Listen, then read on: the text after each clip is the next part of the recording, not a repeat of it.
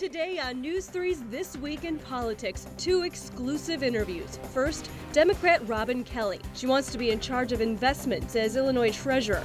On the campaign trail, she's defending a college savings program that lost millions of investor dollars, plus Jim Edgar. My sympathy to whoever's elected governor. I mean, the problems they're going to have to deal with are monumental. The former governor on the state's budget crisis and the campaign for the office he once held.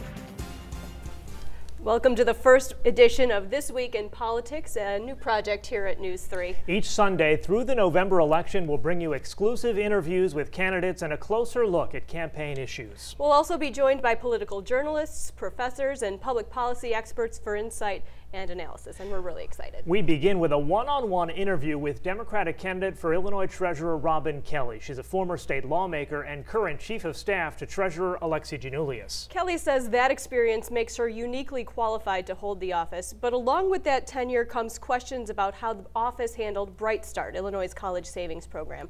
In 2008, the fund lost $150 million. The treasurer's office recovered $77 million. But there were signs the plan was losing money 9 months before the treasurer's office pulled that money out of the fund. Here's how Kelly explains. We went in March when we saw that it was losing money, but after we spoke with them, there was an uptick in the interest, so it started making money again. So of course we weren't going to take the money out.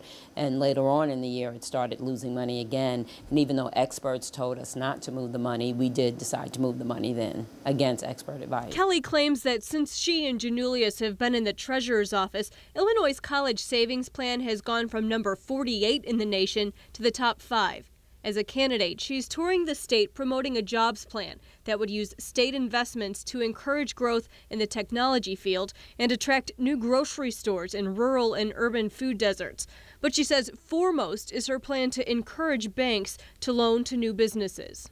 Right now I'm working with a bipartisan group of legislators, or I did in the last session, to see what we could do about job creation, and we recommended a loan guarantee program where we would guarantee a certain percentage when loans are made as a safety net, and we're hoping that this will help to get banks off the dime and start loaning again. After all, banks have received federal bailout money, banks have state deposits, and we feel that they're holding taxpayers' money, that they should loan the money back to taxpayers. So we're working to see what we could do to get that accomplished. What you're proposing is going to require the state to spend some money. We're in a situation where we're $13 billion in debt. How do you justify that, and how much money are your programs going to cost the state? Sometimes you have to spend a little money to make money and put people back to work, because people will get loans who definitely are creating jobs, and those would be people paying into the system instead of needing money out of the system. And with technology development, we invest money, and the money will come from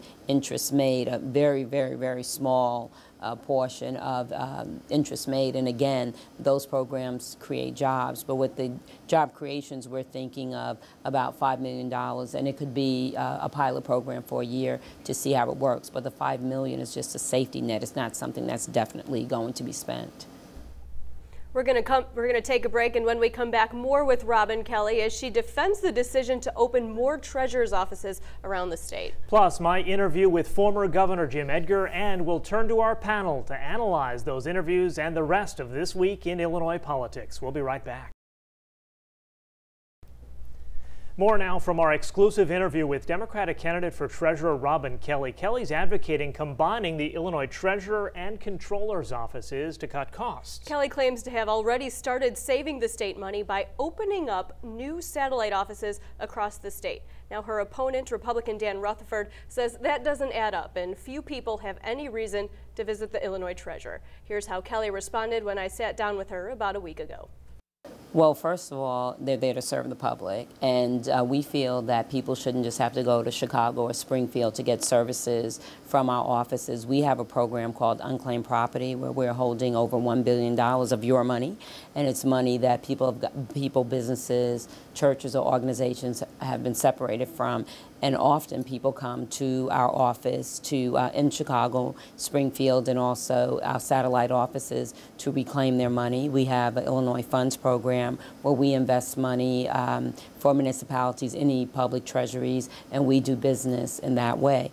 But first and foremost, I want you to know that we're a treasurer's office for the entire state, and that's important to us, that people, again, don't just have to come to Chicago or Springfield to get services. And we had people already all over the state that worked for the treasurer's office, but they worked out of their homes. And we wanted to bring them from their homes into an office for more accountability, more transparency, and it has saved us over $30,000 in travel costs. So actually having these offices that we don't pay rent in, we found places, other governmental entities that had an extra office. That's why we have the offices. It has cost the state less money. And we have taken our programs to more places than they've ever been. So we're actually doing more with less. Kelly touts her ethics pledge, a vow not to take campaign money from banks, vendors who do business with the state, or anyone related to employees of the treasurer. And that pledge was taken before the law passed. The vendor and contractor is now law now.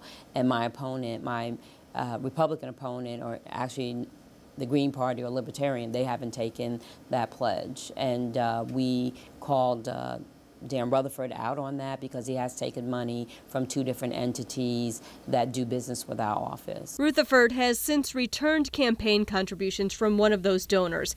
He claims had he known the businesses were working with the treasurer, he wouldn't have accepted the donations in the first place. I question that because he hasn't returned the other money that we have in Heartland Bank, and he knows we have the money there. And we'll hear from Dan Rutherford, the Republican, next week. When we come back, our panel weighs in on the treasurer's race. Stay with us.